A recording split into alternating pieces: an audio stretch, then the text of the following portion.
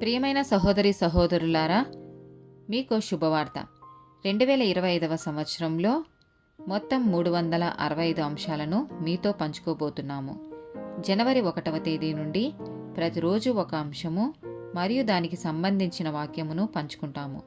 దయచేసి ఆ వాక్యములను వినండి, ధ్యానించండి మరియు ఆశీర్వదించబడండి.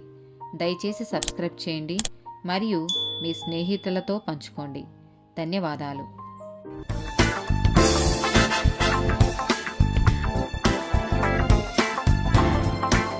58th డే టాపిక్ సమాచారం. యోబు గ్రంథము 32వ అధ్యాయము 4-17 వచనాలు. వారు ఎలీహు కన్నా ఎక్కువ వయస్సు గలవారు గనుక అతడు యోబుతో మాట్లాడవలెనని కనిపెట్టియుండెను. నేను ఇయ్యవలసిన ప్రత్యుత్తరము నేనిచ్చెదను, నేనును నా తాత్పర్యము తెలిపెదను. సామెతల గ్రంథము 23వ అధ్యాయము 9వ వచనం. బుద్ధిహీనుడు వినగా మాట్లాడకుము, అట్టివాడు నీ మాటలలోని జ్ఞానమును తృణీకరించును. సామెతల గ్రంథము 25వ అధ్యాయము 11వ వచనం.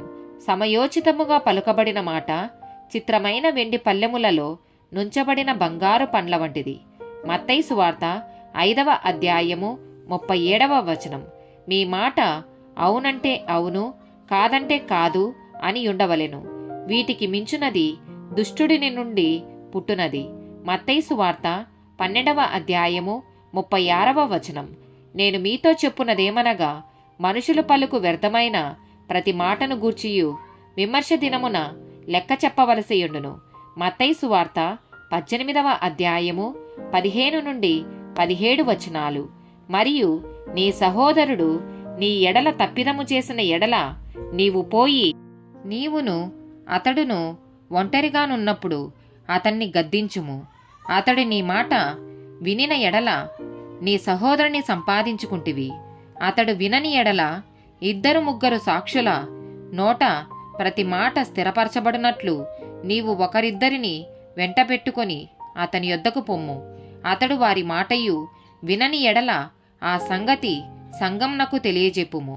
అతడు సంఘపు మాటయు వినని ఎడల అతనిని నీకు అన్యునిగాను సుంకరిగాను ఎంచుకొనుము. 1 కొరింథీయులకు రాసిన పత్రిక 14వ అధ్యాయము 9-13 వచనాలు. అలాగే మీరు స్పష్టమైన మాటలు నాలుకతో పలికితేనే గాని పలికినది ఎలాగు తెలియను? మీరు గాలితో మాట్లాడుచున్నట్టుందురు. లోకమందు ఎన్నో విధములగు భాషలున్నను, వాటిలో ఒకటైనను స్పష్టము కానిదై ఉండదు. మాటల అర్థము నాకు తెలియకుండిన ఎడల మాట్లాడువానికి నేను పరదేశిగా నుందును, మాట్లాడువాడు నాకు పరదేశిగా ఉండును.